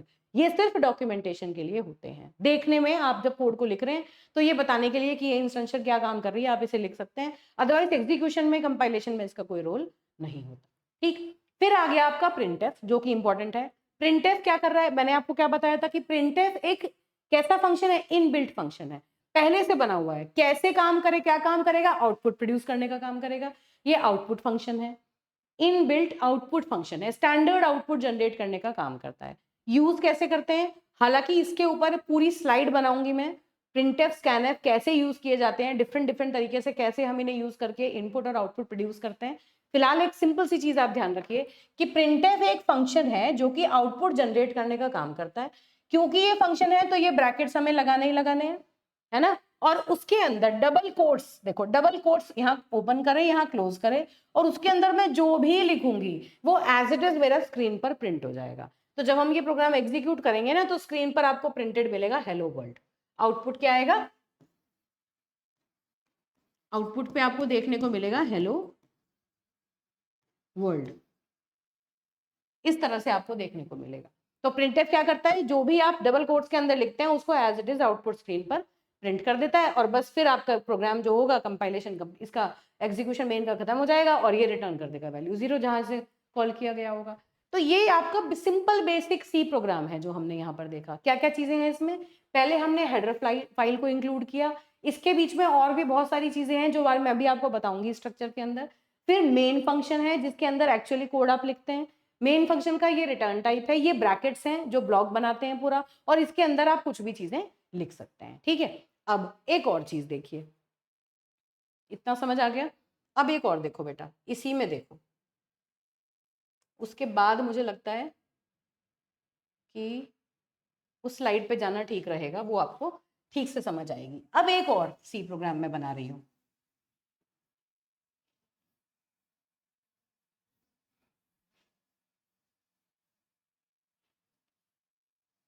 देखिए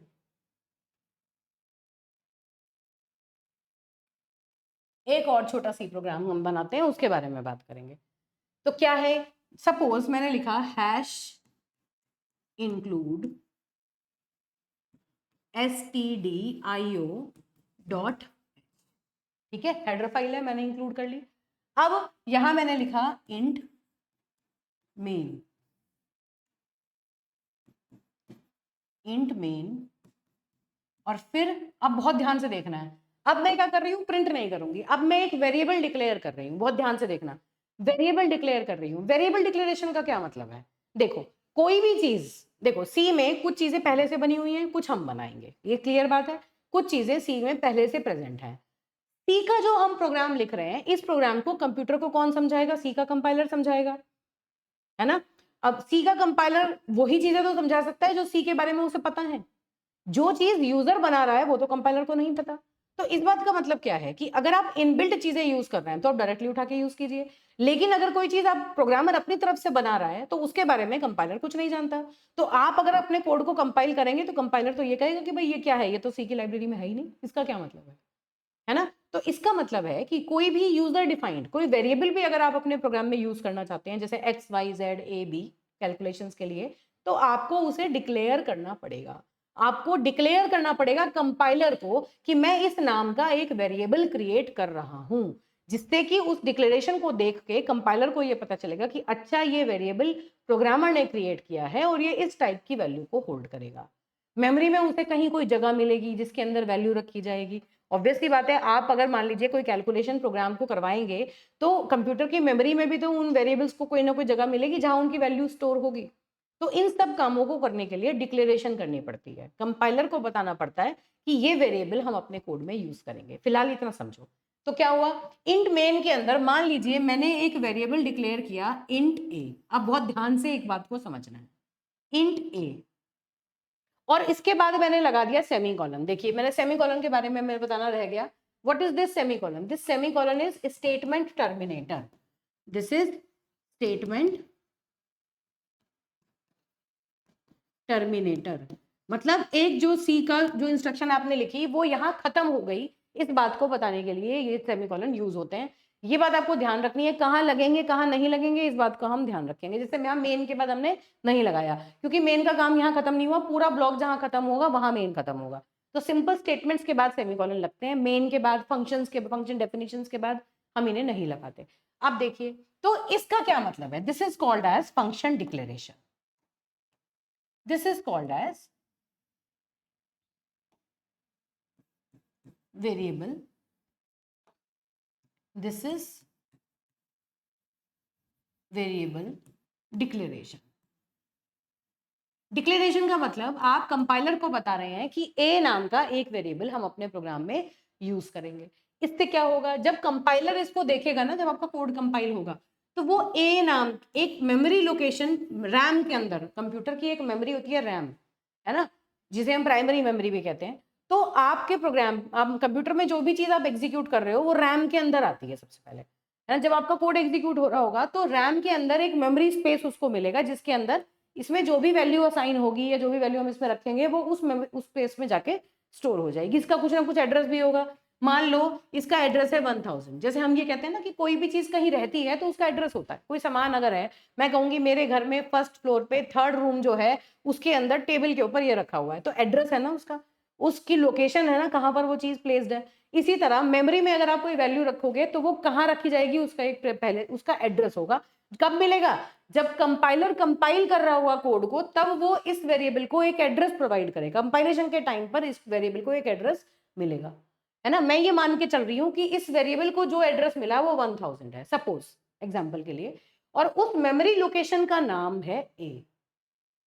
मतलब क्या हुआ इस बात का? ये तो हुआ वो एड्रेस, और ये हुआ आप इसका नाम। जैसे आप अपने घर की बात करें तो घर के बाद घर का हर एक, यूजुअली क्या होता है कि घर में जो भी आपने बनाया उसमें विलास के नाम रख दिए जाते हैं, है ना। घर का नाम आपने रख दिया, लेकिन घर का एड्रेस अलग होता है।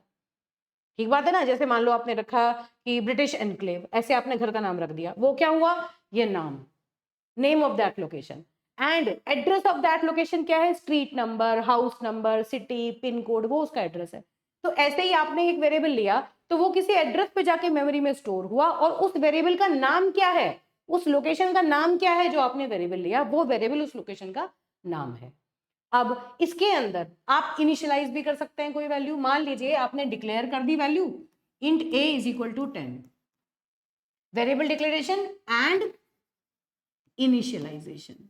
अब इसे हम ये कह देंगे, मतलब हम डिक्लेयर भी कर रहे हैं वेरिएबल्स को और उसकी वैल्यू को इनिशियलाइज भी कर रहे हैं, मतलब उसे इनिशियल वैल्यू भी मैंने दे दी। जब तक ए में हम कोई दूसरी वैल्यू नहीं डालेंगे, ए में जैसे ए क्रिएट हुआ उसके अंदर मैंने 10 स्टोर कर दिया। इतनी बात मैंने समझ ली कि ए में इनिशियली मैंने 10 स्टोर कर दिया। तो this is declaration with initialization, declare भी किया साथ में इनिशियल वैल्यू में मैंने इसको दे दी। और अब क्या हुआ, मेमोरी में ए नाम का एक लोकेशन है जहां पर 10 स्टोर्ड है और उसका एड्रेस है 1000। इतनी बात हो गई क्लियर। अब अगर मुझे इस ए की वैल्यू को प्रिंट करना है तो मैं क्या लिखूंगी? आउटपुट फंक्शन लिखना पड़ेगा, प्रिंटएफ।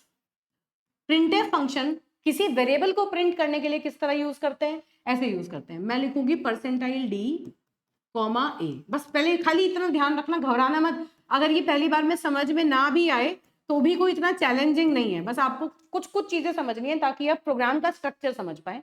इसके ऊपर इतनी प्रैक्टिस क्वेश्चन हम करेंगे कि ये सब समझ में आएगा, ठीक है। डिटेल में सिर्फ प्रिंटफ स्कैनफ के ऊपर ही मैं बात करूंगी। तो यहाँ पर हम क्या कर रहे हैं, देखिए इस वैल्यू को प्रिंट कराने के लिए हमने क्या किया, इस वैल्यू को प्रिंट कराने के लिए मैंने यहाँ दो चीजें लिखी। प्रिंटफ के अंदर पहले हम क्या कर रहे थे, देखो पहले वाले प्रोग्राम में मैंने हेलो वर्ल्ड डबल कोट्स में हेलो वर्ल्ड पास कर दिया था, तो ये एज इट इज उस स्क्रीन पे प्रिंट कर रहा था। अब मुझे क्या करना है, मुझे एक ही वैल्यू प्रिंट करनी है। तो ये काम हम कैसे करेंगे, अब हम इसको प्रिंटफ के अंदर दो वैल्यूज पास करेंगे। पहली वैल्यू होगी format specifier, this is called as format, this is format specifier. इसका क्या मतलब है कि डबल कोट्स के अंदर जो भी होता है वो स्क्रीन पे दिखता है ना, लेकिन अगर आप फॉर्मेट स्पेसिफायर लिख रहे हैं, %d इज फॉर इंटीजर्स, जो इंटीजर वेरिएबल्स होते हैं, इंटीजर वैल्यूज होती हैं, उनके लिए हम %d फॉर्मेट स्पेसिफायर का यूज करते हैं। अब ये क्या करेगा, इसके बाद जो वेरिएबल आपने लिख रखा है उसकी वैल्यू को उठा के यहाँ पे ये शो कर देगा। तो आउटपुट पे आपको क्या दिखाई देगा, आउटपुट पे आपको दिखाई देगा इस तरह से। किसी वेरिएबल को वैल्यू को प्रिंट करने के लिए हम इस तरह से रखते हैं। ये क्या कहेगा, ए मेमोरी लोकेशन पे जाओ, वहां पे जो वैल्यू है उसे उठा के लाओ और यहाँ पर डबल कोट्स के बीच में प्रिंट कर दो एज इंटीजर, वो प्रिंट हो जाएगी। ठीक, तो अब देखो, अब मेन के अंदर कितने पार्ट्स हो गए, क्या क्या चीजें मैंने रखी मेन के अंदर। मेन के अंदर अब दो पार्ट्स हैं जो हमने यहाँ दिखाई दिए। पहला है डिक्लेरेशन वाला पार्ट, है ना, और ये है मेरा एग्जीक्यूशन वाला पार्ट।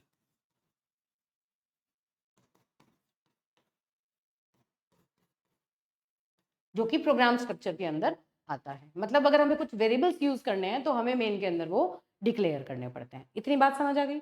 अब एक और छोटा सा कंसेप्ट समझो, अगेन मैं वही कहूंगी, फिर दोबारा बताऊंगी, लेकिन फिर भी स्ट्रक्चर समझने के लिए समझो। सी के अंदर जो वेरिएबल्स आप क्रिएट कर रहे हो, जो डिक्लेरेशन आप करते हो कंपाइलर को बताने के लिए, वो डिक्लेरेशन लोकल भी हो सकती है और ग्लोबल भी हो सकती है। लोकल का मतलब ये जो ब्रैकेट्स हैं, कोई ब्लॉक है, उस ब्लॉक के अंदर अगर आप कोई डिक्लेरेशन करते हैं तो उसे कहते हैं लोकल। तो ये जो डिक्लेरेशन आपने की, ये जो वेरिएबल आपने ए यहाँ डिक्लेयर किया, इनिशियलाइज किया, तो this variable is a local variable. किसका? मेन का अपना पर्सनल लोकल वेरिएबल है। मेन के बाहर इस वेरिएबल की कोई आइडेंटिटी नहीं है। ठीक है, यही वेरिएबल आप ग्लोबली भी डिक्लेयर कर सकते थे। मतलब अगर मैं यहाँ पर कोई वेरिएबल डिक्लेयर कर दूं, मान लो मैंने यहाँ int x is equal to 20 लिखा, तो ये जो वेरिएबल है, मेन के ऊपर मैंने ये वेरिएबल क्रिएट किया, तो ये वेरिएबल किसी पैरेंथेसिस के बीच में तो नहीं है, किसी ब्रैकेट के अंदर नहीं है, ओपन है। आपके पूरे प्रोग्राम में ये वेरिएबल यूज हो सकता है। इस वेरिएबल को कहते हैं ग्लोबल वेरिएबल, या ऐसी डिक्लेरेशंस को कहते हैं ग्लोबल डिक्लेरेशंस। तो आपके पास ये फ्लेक्सिबिलिटी है सी में विजिबिलिटी प्रोवाइड करने की। मतलब आप अगर चाहते हैं कि कोई एक ऐसा कंस्ट्रक्ट जो आप डिक्लेयर कर रहे हैं वो पूरे प्रोग्राम में आप कहीं भी यूज कर सकें। यहाँ तो हमने खाली मेन प्रोग्राम बनाया है, ऐसे ही और भी प्रोग्राम्स बना सकते हैं हम, उनके ब्रैकेट्स अलग अलग होंगे, है ना। मान लो मैंने यहाँ कोई दूसरा प्रोग्राम बनाया होता ए, और उसका मैंने यहाँ कोड लिखा होता, तो ये जो ए वेरिएबल है ये सिर्फ मेन के अंदर यूज होता, इस प्रोग्राम के अंदर ये यूज नहीं हो सकता, क्योंकि ये ए जो है ये इसका लोकल वेरिएबल है।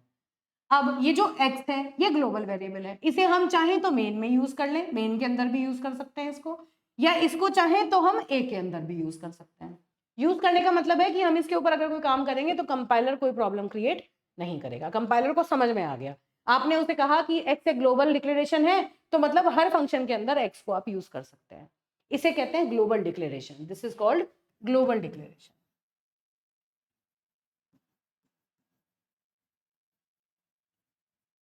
ठीक है, this is called local declaration. This is local declaration. ठीक है, अभी तक कुछ कुछ बातें समझ आई। अब हम सी प्रोग्राम के स्ट्रक्चर की तरफ चल रहे हैं। ऑल्दो अभी भी बहुत सारी चीजें हैं जो आपको यहाँ देखने को मिलेंगी, लेकिन अब मैंने प्रोग्राम में नहीं बताई, ग्रेजुअली आप उनको समझेंगे। तो देखिए बेटा, सबसे पहले ऊपर क्या लिख रखा है हमने? Name of the program. आप किसी भी प्रोग्राम को बनाने से पहले ऊपर कमेंट डाल दीजिए, जो मैंने आपको कहा कमेंट, डबल स्लैश आपने लगाया और लिख दिया नेम ऑफ द प्रोग्राम। क्या कर रहा है ये प्रोग्राम? ये प्रोग्राम, ये जो कमेंट है, ये डॉक्यूमेंटेशन सेक्शन है, ये एग्जीक्यूट नहीं होता, ये इग्नोर कर दिया जाता है ना। ये सिर्फ डॉक्यूमेंटेशन के लिए, दिखाने के लिए है कि आप अगर कोई आपका प्रोग्राम देखे, उसको समझे, तो उसको समझ आ जाए कि इस प्रोग्राम के अंदर क्या हो रहा है। फिर आ जाते हैं आपके प्री प्रोसेसर डायरेक्टिव्स, जो हम इंक्लूजन ऑफ हेडर फाइल्स हमने किया, उसके बाद ये आ जाता है। फिर आता है आपका डेफिनेशन सेक्शन। अब ये हैश डिफाइन मैक्स 100, ये जो है ये फिलहाल आपको इग्नोर करना है, बस ये समझना है कि ऐसा भी हम कुछ कर सकते हैं। जैसे ये है ना हैश इंक्लूड, इसकी ऐसे ही हम इस तरह मैक्रोज बना सकते हैं, इनको मैक्रोज कहते हैं। These are called preprocessor macros. इसका मतलब क्या होता है? ये क्या करते हैं? ये कहेगा कि जहां जहां आपके प्रोग्राम में मैक्स है ना, वहां वहां उसको 100 से रिप्लेस कर दो। क्या कहेगा ये? हैश डिफाइन का मतलब है कि ये फिर मैक्स जहां जहां आपके कोड, कंपाइलर के पास जाने से पहले ही पूरे कोड में जहां जहां मैक्स लिखा होगा उसकी जगह ये 100 से उसको रिप्लेस कर देगा, उस कोड को एक्सपैंड कर देगा। इसके बारे में मैं अभी बात करूंगी नेक्स्ट लेक्चर में। तो फिलहाल के लिए बस इतना ध्यान रखिए कि अगर आपको इस तरह की कोई चीज प्री प्रोसेसर मैक्रोज लिखने होते हैं तो आप यहाँ लिखते हैं उन्हें हैश इंक्लूड के बाद, है ना। फिर आप क्या करेंगे? मान लीजिए आपको डिक्लेरेशंस करनी है, ये ग्लोबल डिक्लेरेशन हो गई। जैसे मैंने कहा कि x इज इक्वल टू 100, ये ग्लोबल वेरिएबल है। ऐसे ही जो हम फंक्शन कॉल कर सकते हैं वो भी ग्लोबली कर सकते हैं। इसको भी आप चाहें तो इग्नोर कर दें, मैं इसको हटा देती हूँ, इसको सिंप्लीफाई कर देते हैं ताकि कंफ्यूजन ना हो। This is also a global declaration. This is the global declaration. ठीक है, इस तरह से ग्लोबल डिक्लेरेशन हो गई। फिर हो गया आपका मेन फंक्शन, जिसे हम एंट्री पॉइंट कहते हैं। उसके अंदर ये हो गया आपका डिक्लेरेशन वाला पार्ट, और ये हो गया आपका बॉडी ऑफ मेन या एग्जीक्यूशन वाला पार्ट, है ना, या एग्जीक्यूशन पार्ट लिख सकते हैं। चलो एनी हाउ, ठीक है, एग्जीक्यूटेबल पार्ट ये होता है। फिर वैसे बॉडी ऑफ मेन के अंदर तो ये भी आता है, ये भी पूरा होता है।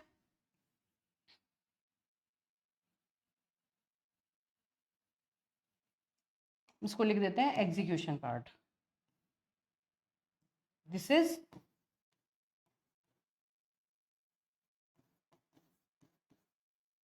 Execution part. ठीक है, फिर ये ब्रैकेट ओपन हुआ, ये ब्रैकेट क्लोज हुआ, ये हो गया आपका block of statements, block, complete block. उसके बाद अगर आप अपने प्रोग्राम में और नए फंक्शन ऐड करना चाहते हैं तो इस तरह कर लेते हैं। एक और ऐड नाम का फंक्शन अपने अपने प्रोग्राम में ऐड कर रखा है ना, इस तरह यहाँ पे देखो वॉइड ऐड। ऐड नाम का फंक्शन अपने प्रोग्राम में हमने ऐड कर दिया, ये क्या करेगा, इस फंक्शन को हम कॉल करेंगे जब भी, तो ये फंक्शन हेलो ऐड। एक और प्रोग्राम जैसे ये फंक्शन है मेन, ये तो मैंडेटरी फंक्शन होता है, और भी नंबर ऑफ फंक्शंस हम अपने प्रोग्राम में लिख सकते हैं जो कि कुछ पर्टिकुलर काम करें, तो ये एडिशन फंक्शन भी हमने एक एडिशनल बना रखा है। तो अगर आपके प्रोग्राम में कुछ और यूजर डिफाइंड फंक्शन प्रोग्रामर अपने हिसाब से बनाना चाहे तो इसके बाद वो यूजर डिफाइंड फंक्शन वो जो है उन्हें भी इंक्लूड कर सकता है। तो इसीलिए यहाँ पर ये जो फंक्शन हमने कॉल किया हुआ था ना, चलो मैं लिख देती हूँ यहाँ पर, void add जो है ना, this void add is function declaration. इस ऐड फंक्शन को यहाँ पर डिक्लेयर किया जा रहा है ना। ग्लोबल डिक्लेरेशन का मतलब है कि ये जो फंक्शन है void add, इसको आप किसी भी फंक्शन के अंदर कॉल कर सकते हो। फिलहाल के लिए इतना इतना आपको ध्यान रखना है, ठीक है बेटा। बाकी हम जब इसको यूजर डिफाइंड फंक्शन को डिटेल में पढ़ेंगे ना, वहां ये बात समझ आएगी। बस ये ध्यान रखना, क्योंकि ये यूजर डिफाइंड फंक्शन है, ध्यान रखो, क्योंकि ये यूजर डिफाइंड फंक्शन है। मैंने क्या कहा कि कोई भी चीज यूजर डिफाइंड होगी तो कंपाइलर को डिक्लेयर करनी पड़ेगी। कंपाइलर को जब तक आप नहीं बताएंगे कि मैंने ये फंक्शन बनाया, कंपाइलर कहेगा तो गलत है ना। तो मैंने एक नया फंक्शन बनाया यहाँ ऐड नाम का, तो मुझे कंपाइलर को बताना पड़ेगा। तो this is declare, I am declaring this function to the compiler, है ना। और मैं क्या कह रही हूँ कंपाइलर को कि ऐड नाम का मैंने एक फंक्शन बनाया है जो कोई भी आर्ग्यूमेंट नहीं लेगा, मतलब हम इस फंक्शन को कॉल करेंगे कुछ नहीं होगा, और ये वॉइड मतलब कुछ भी रिटर्न नहीं करेगा। ऐड के आगे मैंने वॉइड लगा रखा है, तो इसका मतलब this function will not return any value. Void add मतलब it will not return any value, ठीक है। इस तरह से इस फंक्शन को यहाँ पर हम डिक्लेयर कर देंगे कंपाइलर को, ठीक है। इतना इतना आपको फिलहाल के लिए समझना है। तो this is the basic structure of a C programme.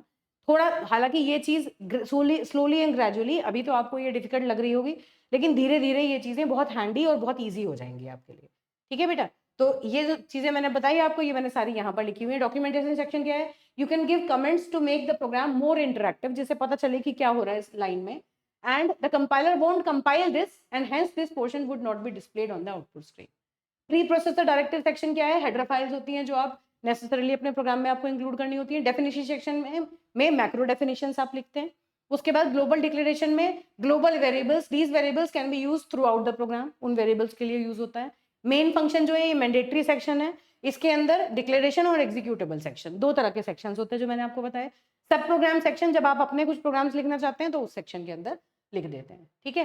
तो मुझे लगता है इतनी अंडरस्टैंडिंग हो गई होगी। और देखिए इस तरह से ये क्वेश्चन 2 बार पूछा जा चुका है, इससे पुराने पेपर्स में भी आया था जहां सी प्रोग्रामिंग की बात हम करते हैं। Write and explain the structure of a basic C program. ये जो AKTU PYQs है बेटा, मैं इस रीजन से मैंने ये ऐड किए हैं क्योंकि पहले जो सब्जेक्ट चलता था प्रोग्रामिंग फॉर प्रॉब्लम सॉल्विंग, उसमें भी ये टॉपिक था और इस टॉपिक से ये क्वेश्चन यहाँ पर ऑलरेडी पूछे जा चुके हैं, ठीक है। अब इंपॉर्टेंट बात क्या है, एक बार और मैं आपको रिमाइंड करा देती हूँ कि गेटवे क्लासेस एप्लीकेशन में आरंभ बैच 2.0 के नाम से ये जो AKTU ने 26-27 सेशन में नया सिलेबस रिलीज किया है फर्स्ट ईयर के लिए, उसके करस्पॉन्डिंग सारे subject, first semester second subject के टोटल सारे सब्जेक्ट्स का एक कॉम्बो अवेलेबल है कोर्स आपका उसमें, और आप उसमें एनरोल करके टाइमली अपनी पढ़ाई बेटा स्टार्ट कर सकते हैं। कंप्लीट कंटेंट आपको मिलेगा, बिल्कुल फ्रेश लेक्चर्स नए सिलेबस के हिसाब से आपको मिलेंगे। एक सिंगल पॉइंट पर, एक सिंगल प्लेटफॉर्म पर आपको कंप्लीट सॉल्यूशन यहाँ पर मिलेगा।